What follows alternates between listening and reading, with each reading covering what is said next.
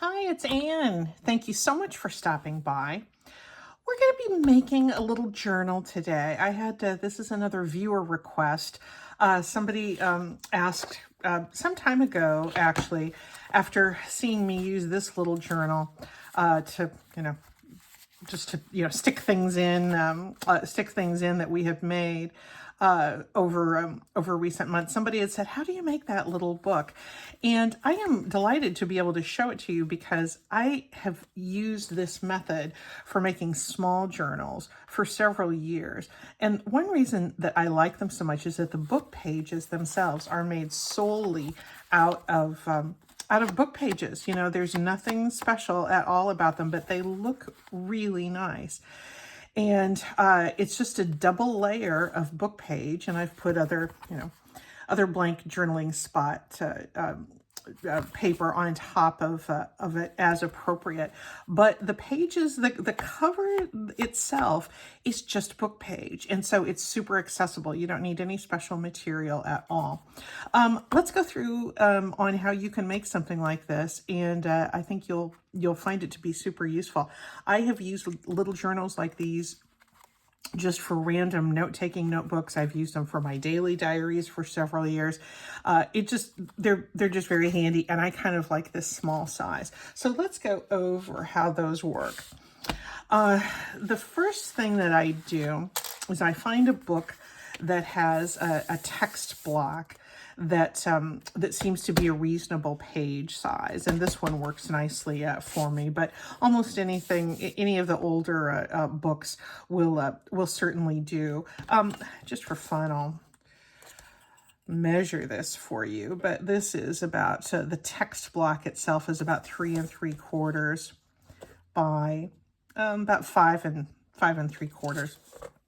The exact size doesn't matter because your book is going to be different. But what's nice about this is that you can cut the margins off and have a nice size for your journal. And if you make your front and the back out of the same journal, the text block is going to be the same size, most likely.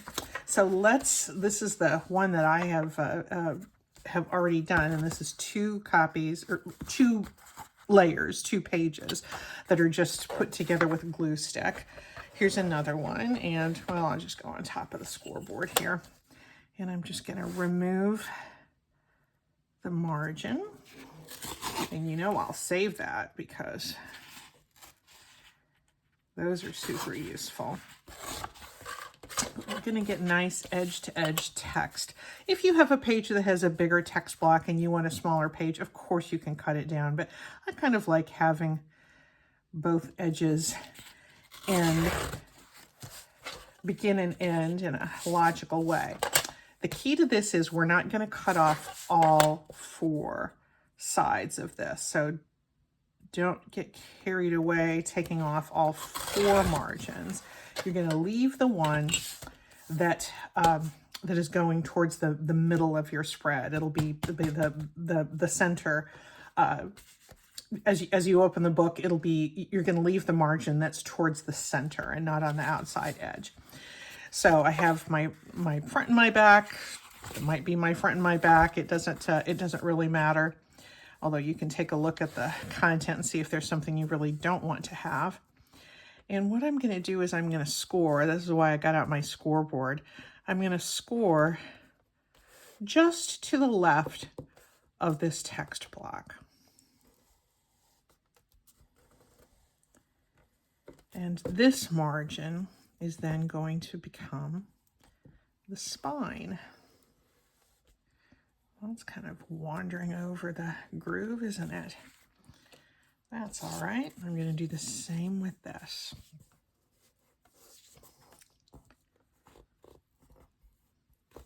And this is going to be about a 1/2 inch. You can cut it down to have the spine be whatever width you like. But this particular one is about 1/2 inch. I could trim it. I could expand it. Let me see. Am I okay with this being on the cover? Yeah, I am. So I'm going to have this be my cover, and this is going to be Yeah, this is going to be my back cover. What I do then is I fold along that score line, and I'm going to overlap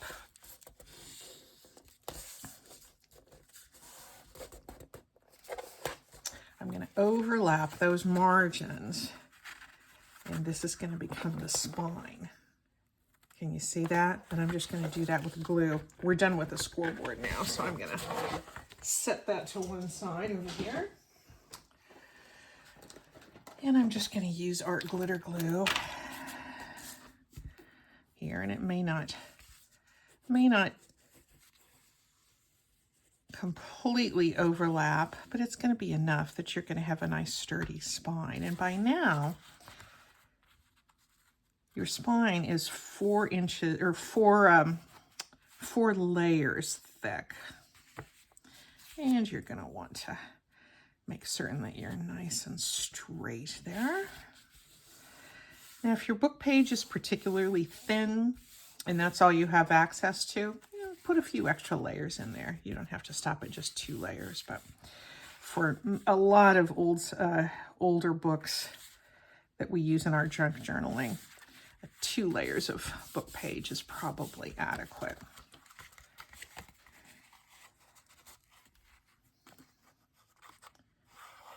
Didn't have those actual margins glued together very well with my first go around, but that's okay. So is this reasonably even? Yeah, it is. This one's just a little above, so let's even that up. And I'm going to do that with my knife because I don't have a whole lot of extra to get purchase with my tear ruler. There we go. There we go. There basically is our book cover, but we're going to strengthen it. We are going to, on the outside, put a strip of fabric, and I usually make them about 1 3/4 inches wide. You can make them any width you like, but you should cover the folded part of the spine plus a little bit on the front and back. And just ripped fabric is fine. It doesn't need to be hemmed. I like having just that little bit of fray there.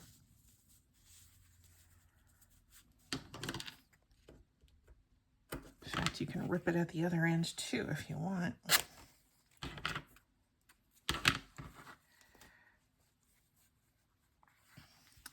Now we are going to stitch this. So we're going to want to make certain that, let me grab my pencil so you can kind of see where that spine is beginning and ending. It's covered up, but that's your spine area right there. And we're going to want to make certain that we have our fabric pretty well centered over that area. The sewing machine is going to be what keeps it stitched down. Whoops, that one's almost empty. The first of my Yoo-hoo sticks. I'm a brand switcher on this video. There we go. So I'm just going to use the glue stick just to kind of hold it in place until I can get over to the sewing machine. So now we have our 4 layers of that book margin, that center margin that are overlapped. And then we have our piece of fabric. And it's also handy, I think, to sometimes have some washi tape down the middle. So if I were to take this over to the sewing machine right now, I would end up with this. I would have stitched all the way around here, this rectangle. And you can see, and I didn't have it completely centered here, but you can see how it's stitched. The stitching line is encircling this spine. I think I am going to add one more layer of security here, because this is the one we're going to use for the rest of this demo. I don't have a good setup for the camera with my sewing machine, so that's why I just did one ahead of time so you could get the idea. And most of us know to glue washi if we want it to have some staying power, because that little tackiness on the back of washi tape isn't something that's going to stand up to the test of time. So there is our book cover.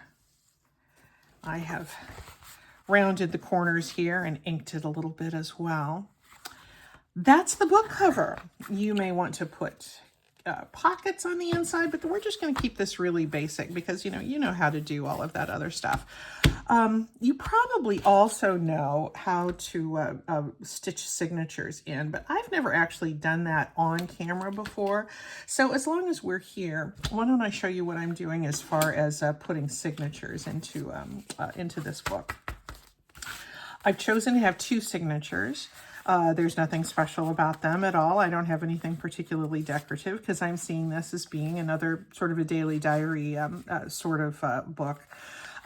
So I did 2 signatures, cut them to fit into this particular journal, and folded them in half. And I have clumps of 10 pages each.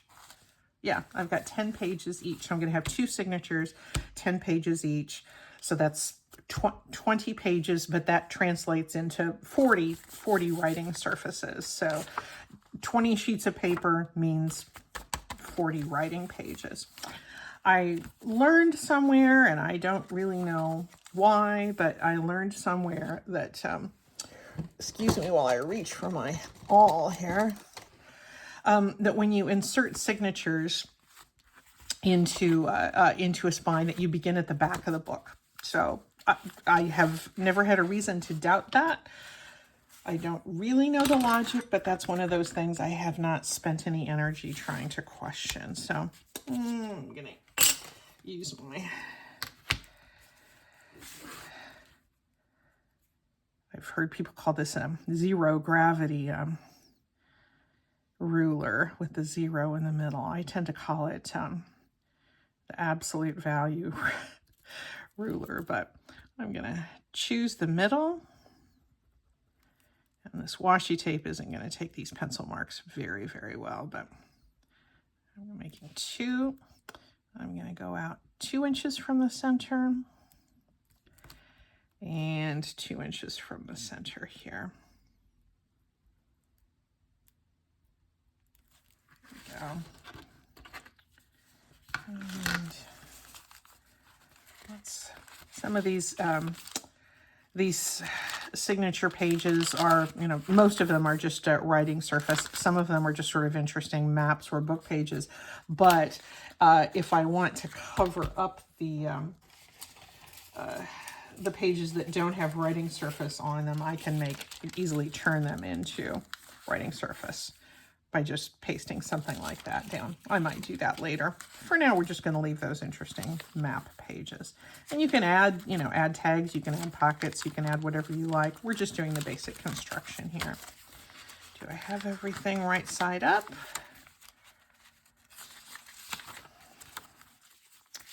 I believe I do. Oh. Yeah, that's going to work.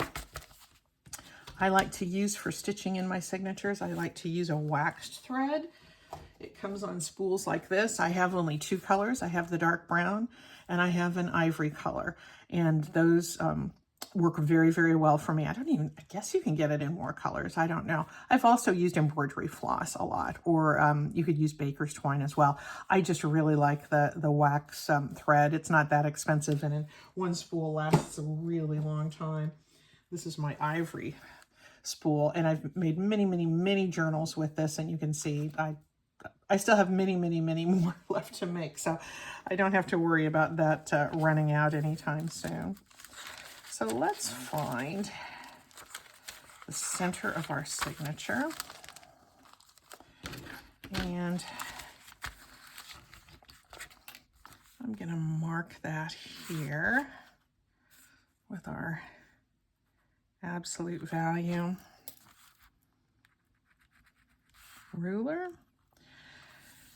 Another Tim Holtz product. Oh my, Tim. And I'm going to poke all the way through. Sometimes I just go through just with my needle, but since this is 10 pages, that's kind of a lot. I really want to make certain that I poke through on that crease all the way through.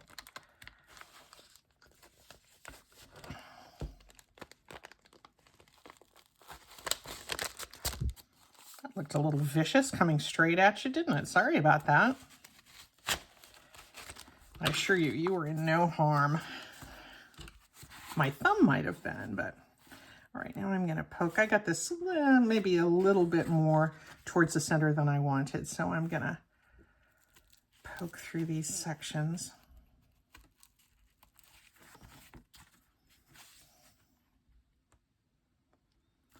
With my awl. You can find these. Well, you can get them online. I actually have had this tool. I got it, I think, before my grandson was born, because I got a whole bunch of supplies for attaching plastic snaps to fabric, you know, for little hand sewn diapers, and because you needed to poke holes through the fabric before you attached the snaps with a clamp thing. This came with the snap kit, and obviously he's 7 now, so it's been five years since we've needed any diapers, but I still use the awl all the time. Okay, so I'm on my back row here, and I've put my needle through my pages, and I've come through on the outside, and then I catch this little last bit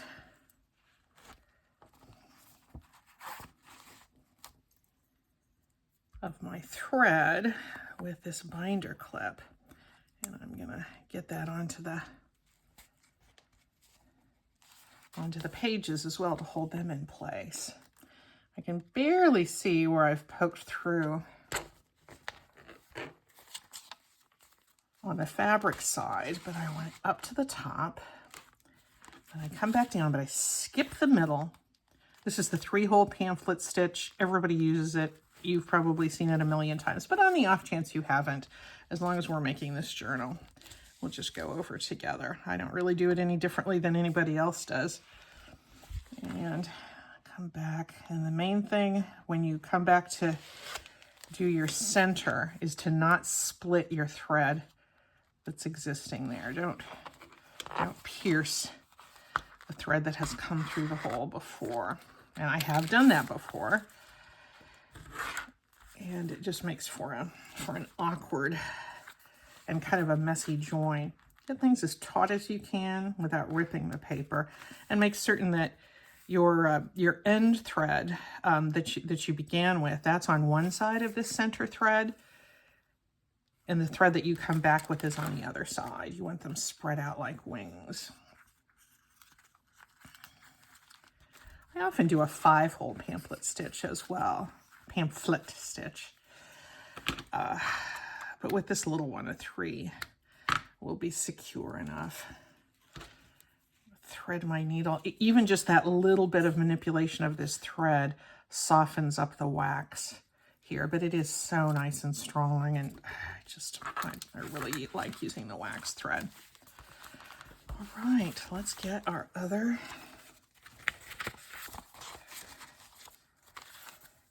signature ready to go. Back to our little ruler. And it's almost 3. 2 inches out and 2 inches out. The holes are punched in the spine. But we're just going to go through with this guy. I've never had an accident with my awl. I respect it. Watch, I hope I didn't jinx myself and suddenly pierce my flesh after I getting cocky. But you know, you respect the tool, and yes, they are very sharp and they come through, you know, unseen surfaces. But you know, if you're careful, you always know where that is. You're going to be just fine using it.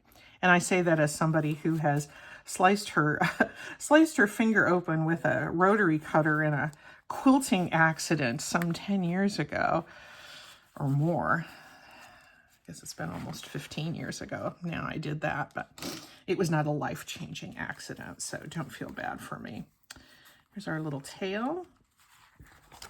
And let's clamp that down here so our pages don't shift and we don't pull our thread through the holes that we've just made. And we're going to come back to this barely visible hole in on the outside of our spine. When I first started doing journals, I was kind of shocked at the idea of having, you know, that exposed thread. But it really, I've just grown to really kind of enjoy that as the look of a junk journal.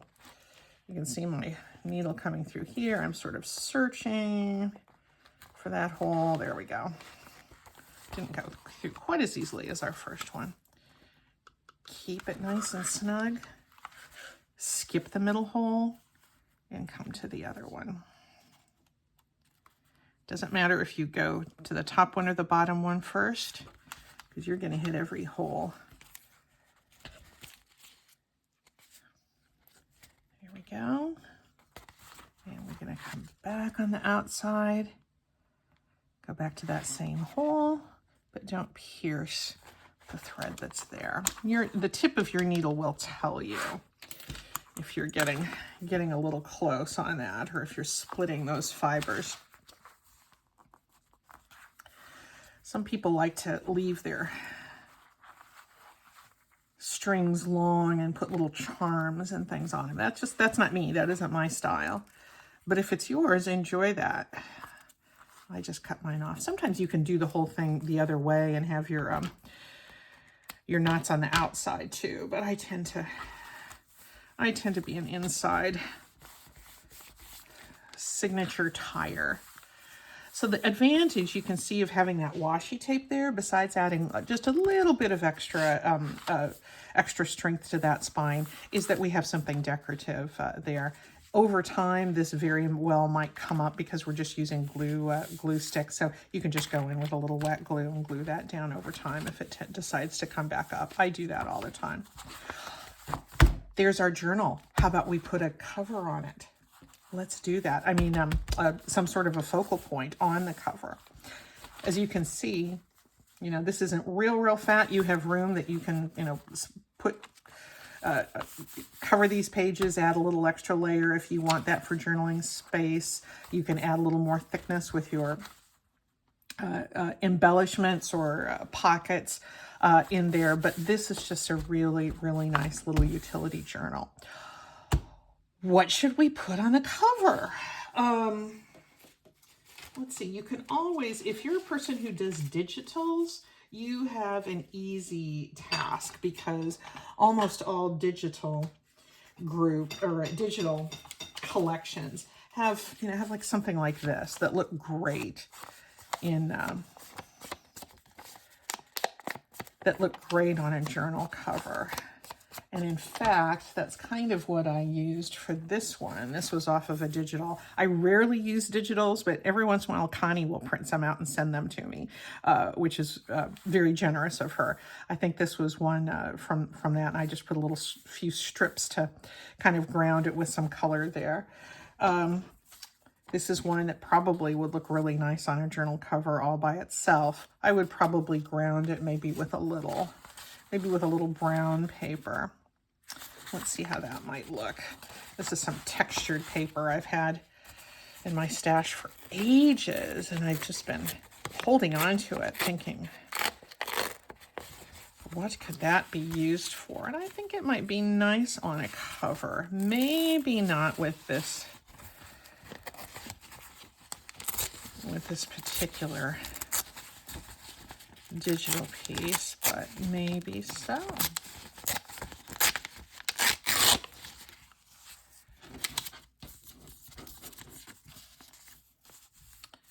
Yeah, let me go ahead and ink that up. At least you can see how it's going to look. I have an idea of something else I want to use for the cover, but I think you can get the idea of how this would look and just how easy it is should you choose to use one of those digital images. But I want to give you some different options if you're like me and you don't always have digitals at the ready.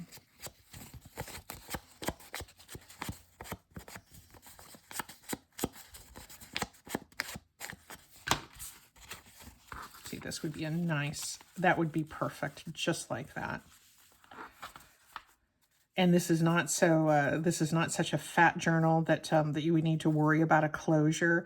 If it's popping up a little bit like that, until you have it pressed into flatness, just as it will naturally become as you use it, you can just put it under a heavy book for a day or so, and it'll come out nice and flat. So something like that is really nice for a cover. But if you don't, or for a cover embellishment, but if you don't have the digitals, as I usually do not. Let me tell you where I usually turn if I have to make a little cover something. I usually go to my bin of tiny little, I call these small tuck-ins, and these are tiny little journal cards, little tags, small little things that I put into small pockets. Any kind of a little tag is, see, this would be super cute. Just ground it on this piece of brown paper. I'd tear this down to be slightly smaller, but something like that would be really cute. What if you wanted to add something with a little more visual interest, though? These are all like little journal cards, but I made a bunch of these. I think I made some of these here on camera with you not long ago. These are just these rough, torn book page journal cards, and they're all ready to use as journal cards, but they could go really nicely on top of a journal as well. I did a whole series of them incorporating handwriting and a stamp. This particular one doesn't have any handwriting, but I can always add that in. What about something like that? Or, that's kind of a cute one. What about if we used one of these? I think the only thing I would add, because I love a little touch of metal on a journal cover. I think that, gives it some nice pizzazz. What if that one's a little too strong with the text. I love that typewriter text, but that just looks a little too strong. What about this one? I'm thinking I kind of like that. That has some of our, it's tape with some of our faux washi tape we made with Scotch tape. A couple pieces of book page and a stamp and a label. This is one of my DIY labels. Let me kind of grunge that up just a little bit. It's a little bright. There we go. Only thing is this doesn't have any handwriting on it, and I would like to add some handwriting. I think I'm going with this one. Volume 6, okay. This is probably not volume 6 of anything, but volume, and it has the little books there. I'm kind of liking that. So this is going to be our cover. Created to be a journal card, but no more. A cover it shall be. So let me grunge this up a little bit more.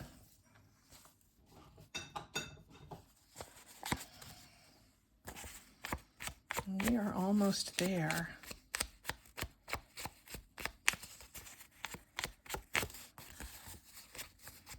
And we'll see if any metal makes sense here.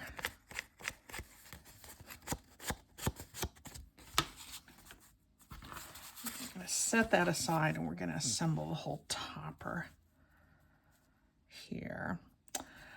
Oh, gee, since this is a writing journal, where I have some little pieces of handwriting. This is handwriting I've lifted out of other documents with Scotch tape. You've seen me do that many's the time. I kind of don't want to cover up that book though. Let me see if there's something kind of small. Here's just some handwritten numbers. Kind of like that, but we've got a number up there. I really think I want something with text. Vocational education. Just a little too long. This is an antique postcard. Maybe I'll lift some text from this. This is from 1908. Can you imagine? Golly, my parents weren't even born by then. Let's grab a piece of Scotch tape and see if we can pick up something kind of short. This is care of general delivery. And all I do is I put Scotch tape down. This isn't a particularly attractive postcard, so I'm not, saving it as a breathtakingly valuable specimen. I mean, this side is, it's damaged and all that. But Bemidji, Minnesota.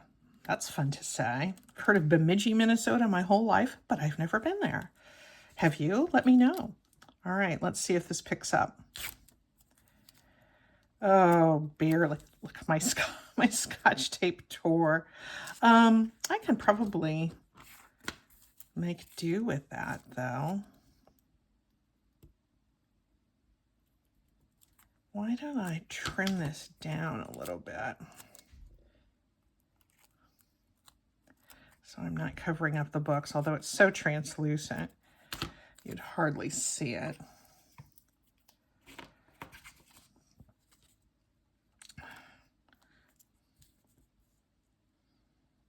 This method on this old text works so nicely because it really just picks up that old ink.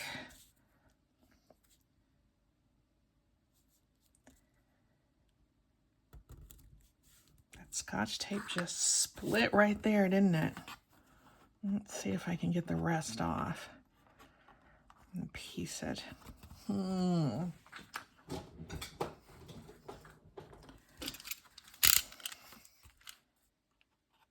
I'm using lots of sharp objects today, that's for sure. Okay.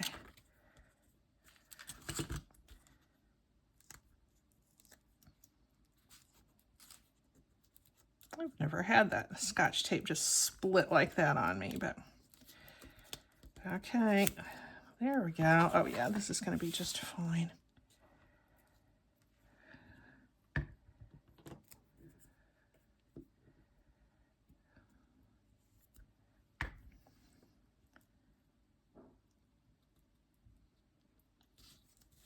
General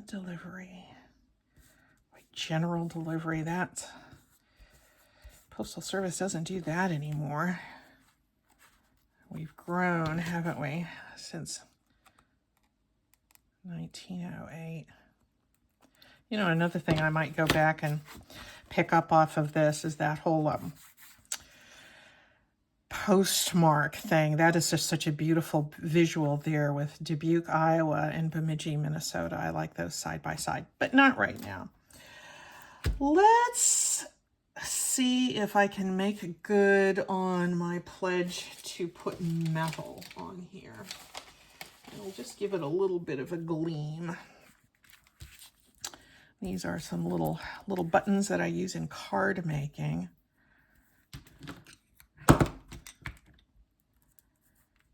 Making a mess. Don't want that to dry out. We all know what it's like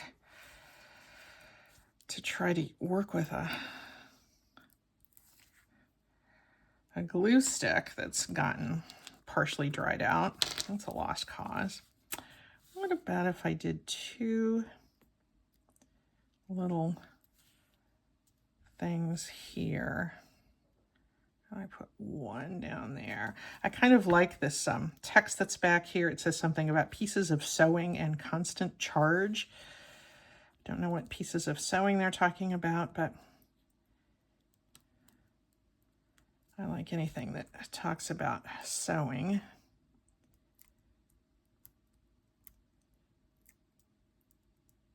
I'm sure these aren't real metal, but they have a metallic sheen.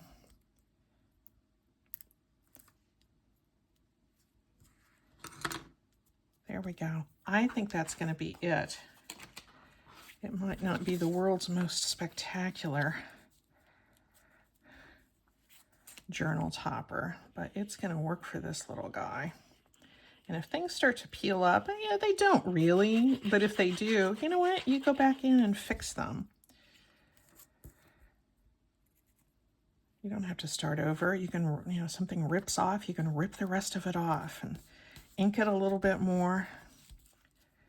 You know, like this. This is this rough, torn, multi-layer book page. I like the fact that it's rough torn. I like the fact that there's little pieces of it that are coming up.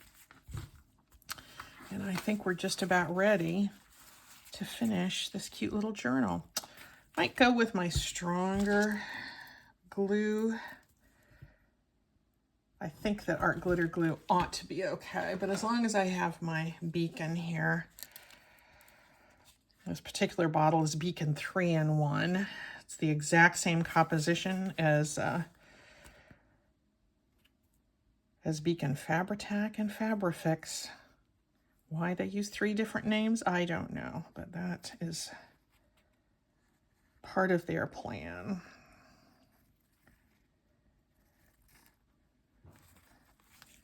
It's particularly good if you're going to have maybe like a little piece of cheesecloth or a piece of lace or something sticking out, because it gets those different materials really securely adhered.